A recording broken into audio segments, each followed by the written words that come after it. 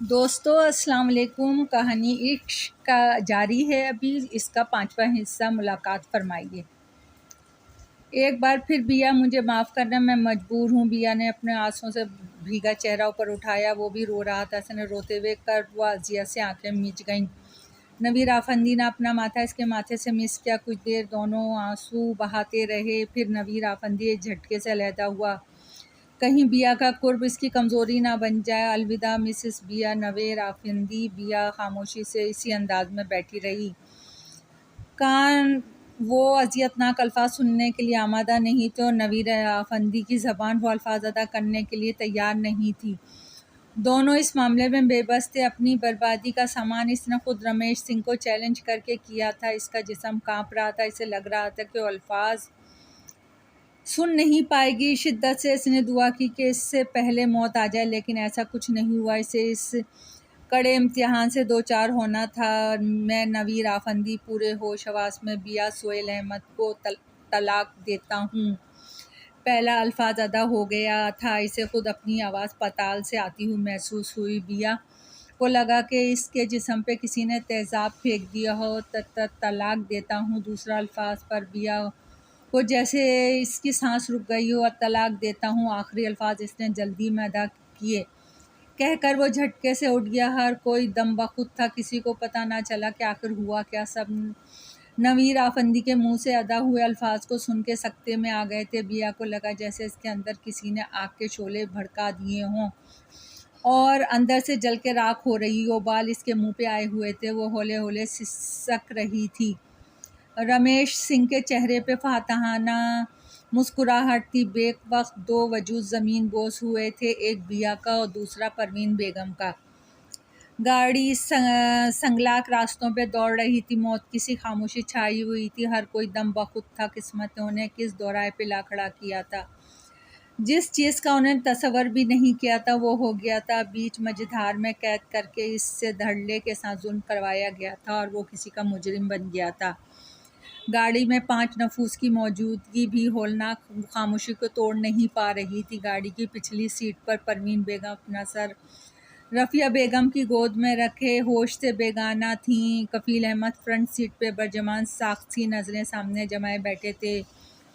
عمار ماں کی حالت پہ ہچکیاں لے رہا تھا، چچی نے اسے اپنے اندر بھینچ لیا تھا۔ ڈرائیونگ سیٹ سنبھالے نویر آفندی کا جسم کانپ رہا تھا، اسے لگ رہا تھا کہ جیسے کسی نے اس کے جسم میں تیزاب کی زوردار فوار ماری ہو اور وہ اس میں جھلس کر رہ گیا اور اس کا پورا وجود جل رہا تھا۔ بیا کا روتا ہوا چہرہ بار بار اس کی نظروں کے سامنے آ کر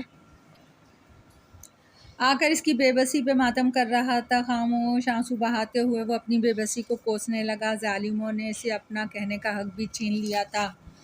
لعنت ہے مجھ پر اور میری محبت پہ، میں اسے پروٹیکٹ ہی نہ کر سکا۔ بیا مجھے معاف کر دینا۔ وہ نہیں جانتا تھا کہ وہ کون لوگ تھے جنہوں نے اس کی میٹھی زندگی میں ستم کا زہر گھولا تھا۔ نہ جانے بیا کا ان سے کیا تعلق تھا کہ وہ اس طرح بے دھڑک آ کے اس سے مطالبہ کر گیا۔ صورتحال کے مطابق تو ان کی بیا سے کوئی گہری دشمنی تھی۔ بیا ایک بار اسے بتا دیتی تو شاید آج موجودہ صورتحال مختلف ہوتی۔ ابھی وہ دونوں تو ایک دوسرے کے پا لینے کی خوشی پہ خوش بھی نہ ہو پائے تھے کہ قسمت کی ستم ظریفی نے انہیں ہجر کی دیواروں میں چنوا دیا۔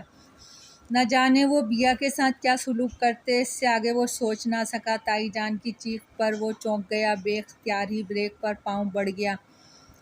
گاڑی ایک جھٹکے سے رک گئی۔ وہ ایک سنسان علاقہ تھا، جنگل کے بیچوں بیچ ایک پگ ڈنڈی نما پتھریلا راستہ بنا ہوا تھا۔ بیا، میری بچی، میری بیا کہاں ہے میری بچی؟ ہوش میں آتے ہی ان کی چیخیں اس ویرانے میں گونجنے لگی۔ بھابھی صبر کریں، بیا کو کچھ نہیں ہوگا، انشاءاللہ سب ٹھیک ہو جائے گا۔ گاڑی کے رکتے ہی سب لوگ باہر آئے تھے، وہ بے قابو ہو رہی تھیں۔ رفیہ بیگم نے انہیں سنبھالنے کی اپنی سی کوشش کی۔ عمار ہونک بنا اپنی ماں کی پاگلوں جیسی حالت دیکھ رہا تھا۔ کفیل احمد پریشان صورت لیے گاڑی کی فرنٹ سیٹ پہ بیٹھے باہر کا سوگوار منظر دیکھ رہے تھے۔ یا اللہ میری بچی کو بچا لے، وہ روتے ہوئے اپنے بال کھینچنے لگا، اپنے آپ کو پیٹنے لگی۔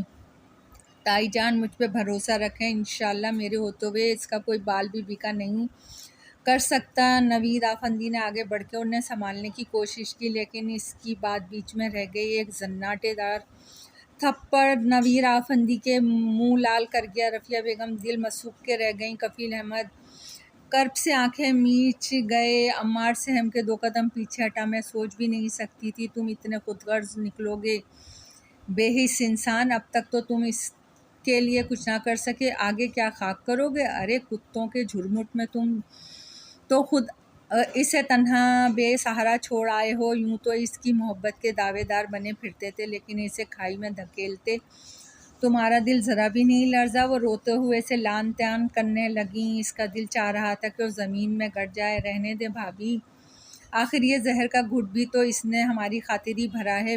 رفیہ بیگم نے مداخلت کر کے بیٹے کی حمایت کی۔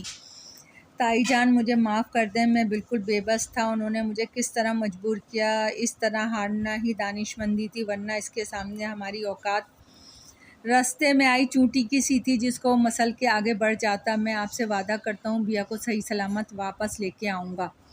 وہ ان دونوں کے پاؤں پکڑ کر گڑ گڑانے لگا۔ کس حق سے جاؤ گے تم؟ اب کیا لگتے ہو تم اس کے خود اس پر اپنے آپ کو حرام کر چکے ہو۔ اس سے پہلے کہ ان کی بات پوری ہوتی کہ وہ سب چونک گئے۔ کچھ سکوں کی آوارہ ٹولی ہاتھوں میں خنجر اور تلوار اٹھائے ادھر ہی آ رہے تھے۔ دیکھنا گوپی، کوئی بھی مورخ زندہ نہ بچے، چن چن کے ماریں گے آج سب کو۔ بہت سہ لیا انہیں، آج سب کی موت نشچت ہے۔ وہ لوگ باتیں کرتے ہوئے اسی طرف آ رہے تھے۔ انہیں دیکھ کے سب کے پسینے چھوٹ گئے۔ پروین بیگم عمار کو خود میں سموتنے لگی۔ نویر بھی انہیں دیکھ چکا تھا، اس کی آنکھوں میں بھی خوف کی پرچھائیاں چھلکنے لگیں۔ وہ 6 تعداد میں 3 تھے۔ اسی وقت ان کی نظر ان پہ پڑی۔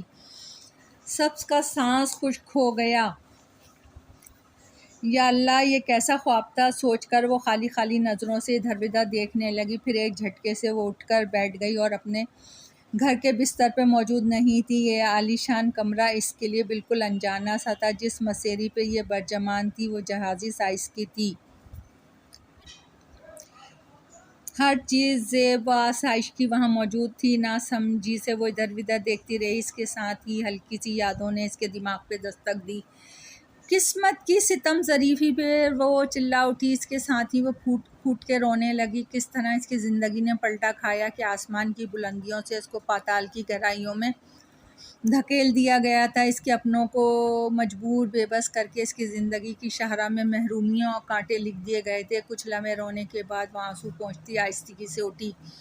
اس کے ہاتھ پاؤں بے جان ہو رہے تھے۔ اس کا رخ دروازے کی طرف تھا۔ دروازے تک پہنچ کر اس نے نوب پر ہاتھ رکھ کے نیچے دھکیلا۔ اس کی توفیق کے عین مطابق ڈور لاک تھا۔ اسی وقت باہر سے کچھ کھٹ پٹ کی آوازیں آئیں۔ وہ دہل کے پیچھے ہٹی۔ اس کی روح فنا ہو گئی۔ کانپتے ہوئے اس نے اپنے حلیے پہ نگاہ ڈالی۔ وہ سنسی ہو گئی تھی۔ اس نے ایک طاہرانہ نگاہ بیڈ پر اور پورے کمرے پہ ڈالی، لیکن اس نے اپنا دوپٹہ کہیں نظر نہ آیا۔ اس سے پہلے کہ دروازہ کھلتا وہ بھاگ کے بیڈ کے اوٹ میں سمٹ کے بیٹھ گئی۔ اس کی آنکھوں میں خوف نمایاں تھا۔ دروازہ کھلا اور رمیش سنگھ پورے دھڑلے سے اندر داخل ہوا۔ اس سے پہلے کہ اسے بیڈ پہ نہ پا کر وہ چونکتا، اس کی نظر بیڈ کے اس کونے پہ جا ٹھہری جس پہ وہ سکڑی سمٹی ڈری سہمی خوف کی پرچھائیاں چہرے پہ سجائے بیٹھی تھی۔ تمسخرانہ مسکراہٹ اس کی جانب اچھالتے وہ اس کی جانب بڑھا اور اس کے قریب پہنچ کے وہ نیچے ہی 2 زانوں بیٹھ گیا۔ وہ مزید پیچھے کو کھسکتی بیڈ کی سائڈ ٹیبل کو جا لگی۔ کل تک بغیر نقاب کے دروازے تک نہیں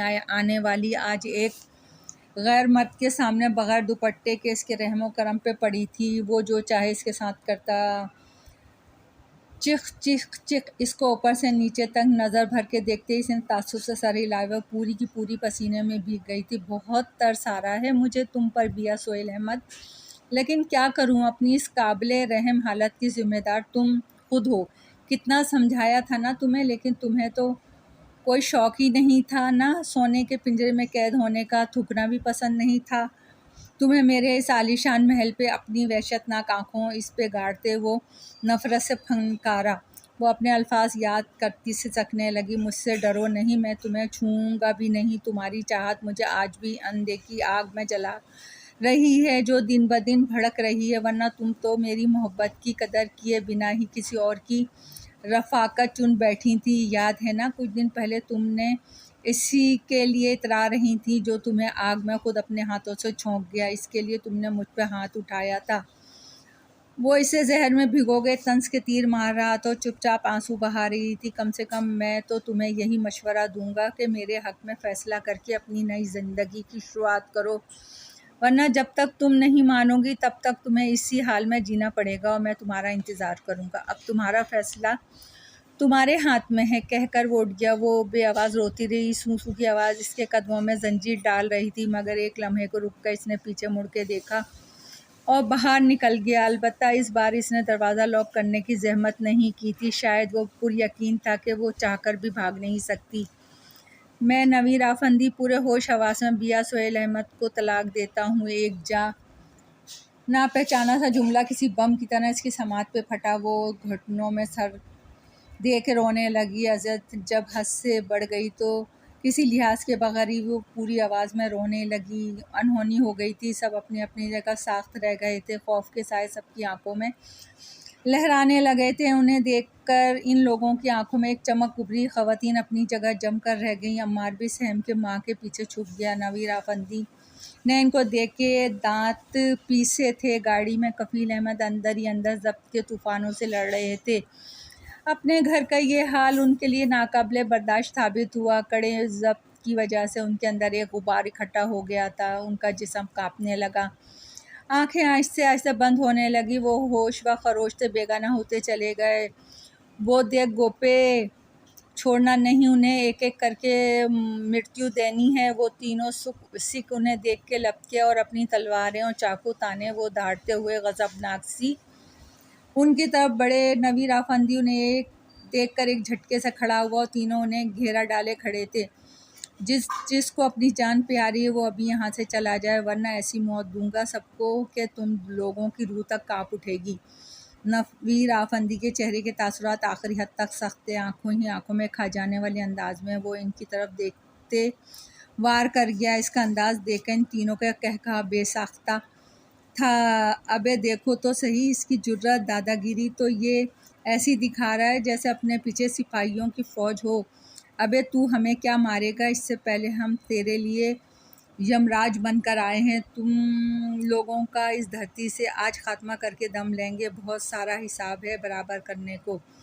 پہلا والا اس کی بات کے جواب میں بولا۔ ان تینوں کے انداز میں حیوانیت ٹپک رہی تھی۔ ان کے پیچھے خواتین کھڑی تھیں، نویر احمد کے پیچھے چھپ رہی تھیں، وہ ان کے آگے حفاظت کی دیوار بنا کھڑا تھا۔ چل ایک شرط پہ تیری جان بخشی کر سکتے ہیں، ہم اپنے پیچھے موجود دونوں سندر ناریوں کو ہمارے حوالے کرتا جا۔ اس سے پہلے کہ جواب دے پاتا ان میں سے ایک نے گھٹیا پن دکھا کے نویر آفندی کے ضبط کو آزمایا۔ اس کی برداشت جواب دے گئی، بہت سمجھا لیا تم لوگوں کو، لیکن کتے ہی دم کبھی سیدھی نہیں ہوتی۔ اب جس کو سب سے پہلے مرنے کا شوق ہے وہی آگے آئے۔ نویر آفندی کے لہجے میں انہیں آگ بگولا کر دیا۔ تیری تو ان میں سے ایک دانت پیستا جوش سے آگے بڑھا۔ باقی پیچھے والے دونوں اطمینان سے کھڑے رہے، شاید انہیں اس بات پر یقین تھا کہ وہ اسے کاٹ کے رکھ دے گا۔ خواتین کا سانس سوکھ گیا، مگر اگلے ہی لمحے دونوں ششدر رہ گئے۔ نویر آفندی کا پنچ سرعت سے گھوما اور ان کی گردن پہ جا پڑا۔ وہ ایک دل خراش چیخ کے ساتھ نیچے گر کر تڑپنے لگا۔ اس کی ناک اور آنکھوں سے خون بہنے لگا تھا، اپنی گردن پکڑ کے اپنی ٹانگیں چلا رہا تھا۔ کچھ دیر بعد وہ ٹھنڈا ہو گیا۔ اپنے ساتھی کا یہ حال دیکھ کے باقی دونوں اکٹھا ہی چنگھاڑتے ہوئے آگے بڑھے۔ نویر آفندی کو علم تھا کہ ایسا ہی ہوگا۔ اپنے سامنے آتے ہوئے ایک سکھ کے پیٹ میں ٹانگ رسید کی اور بجلی کی سی تیزی سے جھک کر اپنے گھٹنوں میں موجود خنجر کو باہر نکالتے اس نے دوسرے کی کلائی پکڑ کے ایک ساتھی کئی جگہ سے کاٹ دی۔ وہ ایک دل دہلانے والی چیخ کے ساتھ اپنا ہاتھ پکڑ کے بیٹھتا چلا گیا۔ اس کی کلائی سے خون تیزی سے نکل رہا تھا۔ خون ٹپکاتے خنجر کے ساتھ نویر آفندی پہلے والے سکھ کی طرف گھوما۔ پرجلال انداز میں دیکھتے ہوئے وہ اس کی طرف بڑھا۔ منع کیا تھا نا کہ ہٹ جا، ہمارے راستے سے جانے دے ہمیں اب بھگتو۔ جارحانہ انداز میں وہ نیچے لیٹے پہلے والے سکھ کی طرف آہستہ آہستہ بڑھ رہا تھا اور وہ نیچے لیٹتے پیچھے کی طرف کھسک رہا تھا۔ اس کی ساری ہوا نکل گئی تھی۔ اس نے ایک نظر اپنے ساتھیوں پہ ڈالی اور ایک بالکل ساختہ اور دوسرا اپنی بہتی کلائی کو تھامے کر رہا تھا۔ نویر آفندی کا انداز انہیں چھوڑنے والا نہیں تھا اور اگلے ہی لمحے نویر آفندی نے اپنا خنجر والا ہاتھ بلند کیا اور اس کے ساتھ ہی وہ اٹھ کھڑا ہوا۔ اس کے ہاتھ میں گن تھی۔ نویر آفندی کو سنبھلنے کا موقع دیے بغیر اس نے ٹریگر دبا دیا۔ گولی اپنی مخصوص اسپیڈ کے ساتھ نویر آفندی کی طرف بڑھی، لیکن وہ سراج سے سائیڈ ہو گیا۔ گولی کی آواز سن کے دونوں خواتین کانوں پہ ہاتھ دھرے نیچے کو جھک گئیں۔ گولی ان کی جان بخشتی آگے بڑھی۔ پیچھے گاڑی کھڑی تھی اور زوردار دھماکہ ہوا۔ گاڑی ایک جھٹکے سے آگ کی لپیٹ میں آ گئی تھی۔ اس سے پہلے نویر آفندی کا ہاتھ پوری قوت کے ساتھ گھومتا، اس کے ہاتھ میں موجود خنجر گھومتا ہوا بندوق تانے سکھ کی گردن میں پیوست ہو گیا، لیکن اس بار سب کی چیخ برآمد ہوئی۔ ابا جان! نویر آفندی کی خوفزدہ آواز نکلی تھی۔ گاڑی ان کی آنکھوں کے سامنے دھڑ دھڑ جل رہی تھی۔ نویر آفندی بھاگ کر اپنے باپ کو بچانے گاڑی کی طرف لپکا۔ رفیہ بیگم بے جان ہوتی پروین بیگم کے بازو میں جھول گئی تھیں۔ نویر آفندی اپنے باپ کو باہر نکالنے کی کوشش میں ہاتھ جلا بیٹھا۔ وہ اپنی بے بسی پہ دونوں بازو پھیلا کے آسمان کی طرف منہ کر کے چیخا۔ اس کی بھاری آواز جنگلوں بیابانوں میں دور تک خاموشی کو چیرتی گئی۔ رفیہ بیگم کی بہن کی آواز بھی اس میں شامل ہو گئی۔ پروین بیگم ان کے غم میں برابر کی شریک تھیں۔ اپنے بھائی جیسے دیور کو کھو گئی تھیں۔ عمار کو بھی احساس ہو چکا تھا کہ کیا ہوا ہے۔ اس کی آنکھوں سے بھی ننھے آنسو ٹپ ٹپ گرنے لگے تھے۔ نہ جانے اللہ کو کیا منظور تھا جو سارے امتحان لے رہا تھا۔ زندگی تو جیسے اسے راس ہی نہیں آئی تھی۔ دکھوں کے بھنور میں وہ اس طرح پھنسی تھی کہ نکلنے کا کوئی راستہ ہی سجائی نہیں دے رہا تھا۔ کتنی خوش تھی وہ اپنے اور نویر کے لیے۔ الگ لگ رہا تھا جیسے زندگی اب آسودہ ہو گئی تھی، مگر کیسے پتا تھا کہ اس میٹھے سفر میں کڑواہٹ اور تلخیاں پوشیدہ ہیں۔ آنسو سوکھ چکے تھے، رونے سے بھی دل بھر چکا تھا، بس ابھی تک ہچکیاں جا رہی تھیں۔ رمیش سنگھ نے اسے مہلت دے کر اس پہ احسان کیا تھا، ورنہ اس پتھر دل سے ایسی کسی چیز کی امید نہیں تھی۔ دل میں دہلانے والے خدشے پنپ رہے تھے، نہ جانے وہ اس کے ساتھ کیا سلوک کرتا۔ آخر مال مفت کی پرواہ کون کرتا ہے۔ اسی وقت اس کی نظر گھڑی پہ پڑی۔ نہ جانے کتنی نمازیں وہ سوگ میں قضا کر چکی تھی۔ اس کا دل ندامت کے بوجھ سے بھر گیا۔ شرمندگی کے احساس سے وہ اپنے رب سے معافی مانگتی اٹھی تھی، لیکن ایک اور انکشاف سر اٹھائے کھڑا تھا۔ کیا اس گھر میں اس کی نماز قبول ہو سکتی ہے؟ اور پھر دوپٹہ بھی تو اس کے پاس نہیں ہے۔ نہ جانے وہ کس حال میں یہاں لائی گئی تھی۔ سارے وہموں کو پرے دھکیلتے وہ نماز کے لیے پریشان ہونے لگی۔ اسی وقت دروازے پہ ہلکی سی دستک ہوئی اور ملازمہ اندر داخل ہوئی۔ وہ چونک کر اسے دیکھنے لگی۔ اس کا نام نینا تھا۔ بی بی جی، یہ بڑے صاحب نے آپ کے لیے بھیجا ہے۔ اس نے اپنے ہاتھ میں موجود دوپٹہ اس کی طرف بڑھایا۔ اس نے جھجکتے ہوئے تھام لیا۔ ریپ پر میں موجود وہ سفید رنگ کا دوپٹہ اسے کسی نعمت سے کم نہیں لگ رہا تھا۔ ٹھیک ہے، اب میں جاؤں؟ آپ کو کسی چیز کی ضرورت ہو تو مجھے بتا دیجیے گا۔ نینا اس سے کہہ کر اجازت طلب کرتی باہر نکل گئی اور وہ سر ہلا کے واش روم کی جانب بڑھ گئی۔ اشہد ان لا الہ، وضو کر کے وہ کلمہ ادا کرتی باہر آئی۔ اسی وقت اسے لگا جیسے زلزلہ سا آ کر گزر گیا ہو۔ پورا گھر زور زور سے لرزتا رہ گیا۔ وہ خود بھی گرنے والی تھی کہ دیوار تھام لی۔ پورے گھر میں بھونچال آ گیا تھا۔ چیخ و پکار مچ گئی۔ ملازمائیں بھاگ دوڑ کر رہی تھیں۔ اس کے کمرے میں موجود دیوار پہ لگی ہندو بھگوانوں کی تصویریں خود بخود ٹوٹ کر نیچے گریں۔ فرش پر حد درجے کانچ پھیل گیا تھا۔ وہ زیر لب مسکرا کے رہ گئی۔ اسے کلمے کی طاقت کا اندازہ ہو چلا تھا۔ اس کے رب نے خود اس کا راستہ خود ہی صاف کر دیا تھا۔ دل ہی دل میں کلمے کی عظمت اور طاقت پہ عاجزی سے نماز پڑھنے کے لیے نیت باندھ لی۔ دوستو، کہانی ابھی جاری ہے۔ پسند آئے تو لائک اور سبسکرائب کیجیے گا۔ آپ کی دعاؤں کی طلبگار۔